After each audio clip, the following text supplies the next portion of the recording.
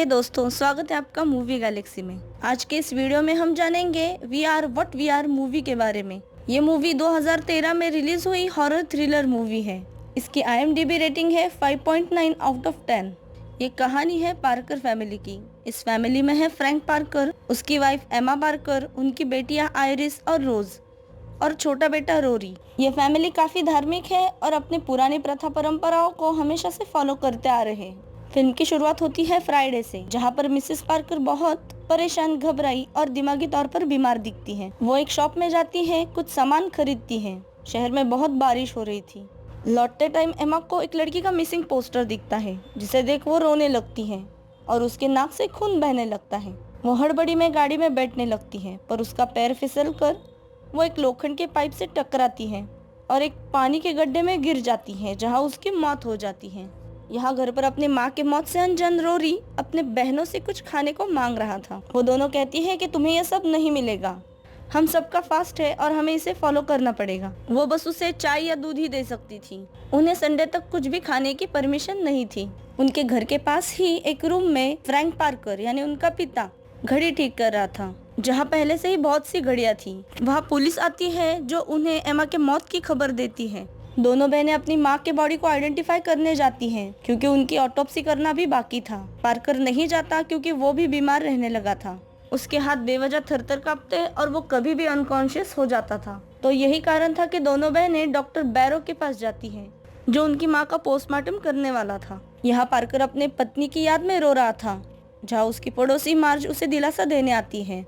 रोज Parker को lamps day के बारे में पूछती है कि अब हम क्या करेंगे, माँ तो अब नहीं है। पर पार्कर कहता है कि हम इसे कंटिन्यू करेंगे और वो आयरिस को बड़ा होने के कारण उस दिन की जिम्मेदारी उसे सौंप देता है। देर रात पार्कर कहीं जाता है, जहाँ रास्ते में उसे एक औरत दिखती है जिसकी गाड़ी बंद पड़ी थी। पार्कर कुछ देर सोचकर नीचे उतरता है और अब नेक्स्ट डे सैटरडे को पार्कर जमीन के नीचे रखी हुई एक बुक निकालता है और यहाँ डॉक्टर बैरो को अपने कुत्ते द्वारा घर के पीछे एक इंसानी हड्डी मिलती है, जो ज्यादा बारिश के कारण नदी से बहते हुए वहाँ आई थी।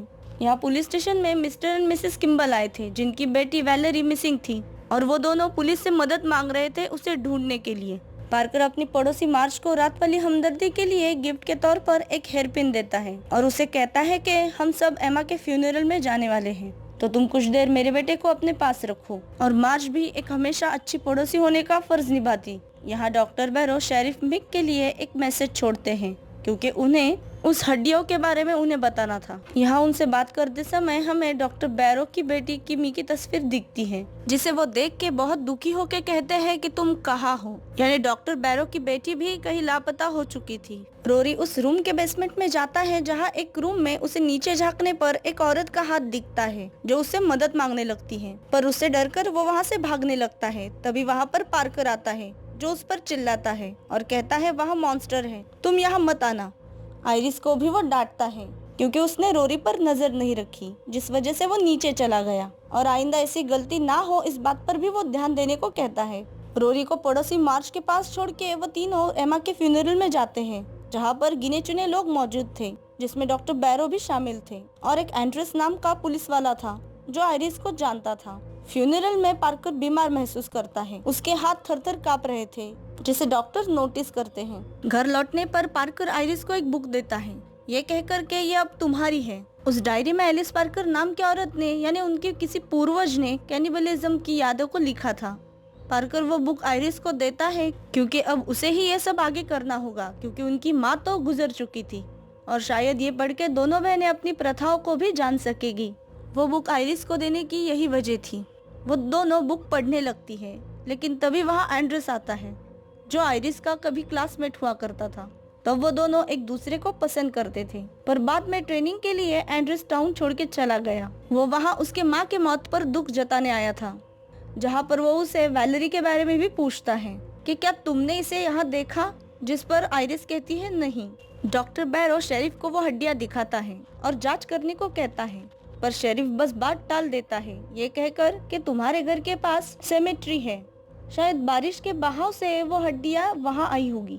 आयरिस अपनी जिंदगी से काफी तंग आ चुकी थी। वो ऐसी जिंदगी बिल्कुल नहीं जीना चाहती थी, जिसके चलते वो पार्कर से पूछती है क्या होता अगर हम आज जैसे हैं वैसे ना होते तो। इस पर पार्कर कहता है गॉड ने हमें चुना है और अगर हम वैसा नहीं करेंगे तो हम बीमार पड़ेंगे और हम एक एक करके मर जाएंगे। तुम कमजोर मत पड़ना।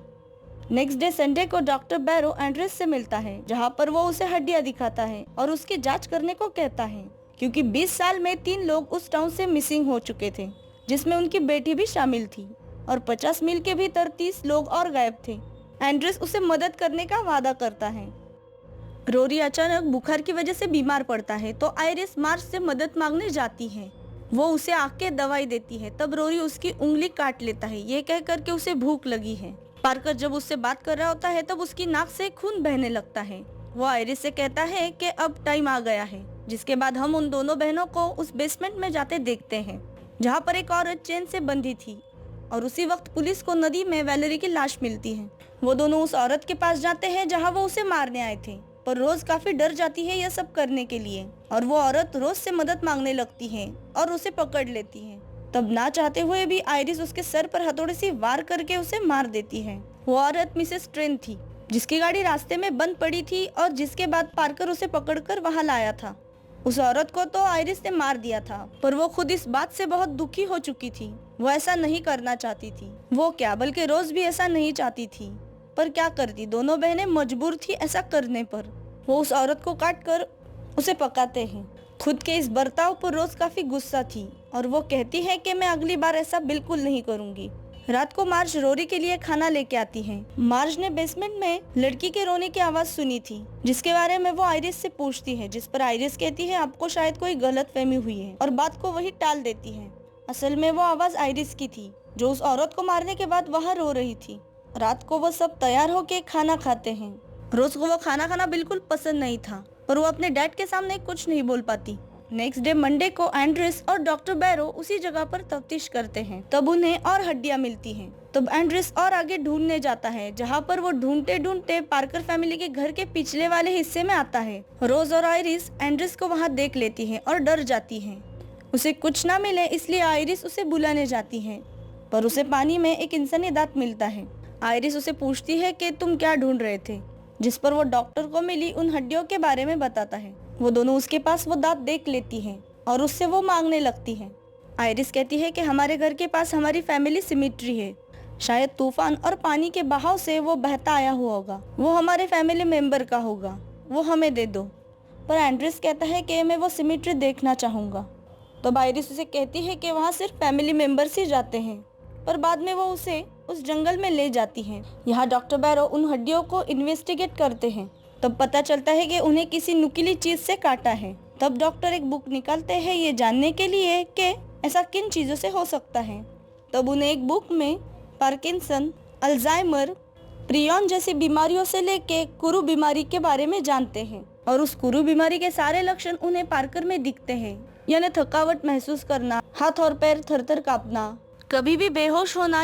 ये सारे लक्षण उन्होंने पार्कर में देखे थे और उस कुरु रोग के फैलने का या होने का महत्वपूर्ण कारण था कैनिबलिज्म, यानी वो जान जाते हैं कि पार्कर एक कैनिबल है जो इंसानों को खाता है। ये जानने के बाद वो एंड्रेस को कॉल करके ये सब बातें बताने का फैसला करते हैं। यहाँ एंड्रेस आयरिस के साथ उस ग्रेवयार्ड में था, जहाँ आयरिस उसे हकीकत बताने की कोशिश करती है, पर वो डरती है कि कहीं एंड्रेस उसे नफरत ना करने लगे, इसलिए वो उसे कुछ नहीं बताती और यहाँ वो दोनों फिजिकल होने लगते हैं। पर तभी वहाँ पार्कर आता है जो एंड्रेस को मार देता है और वो सारे सबूत जला देता है और उसकी बॉडी वही गाड़ देता है। आयरिस घर आके काफी रोती है।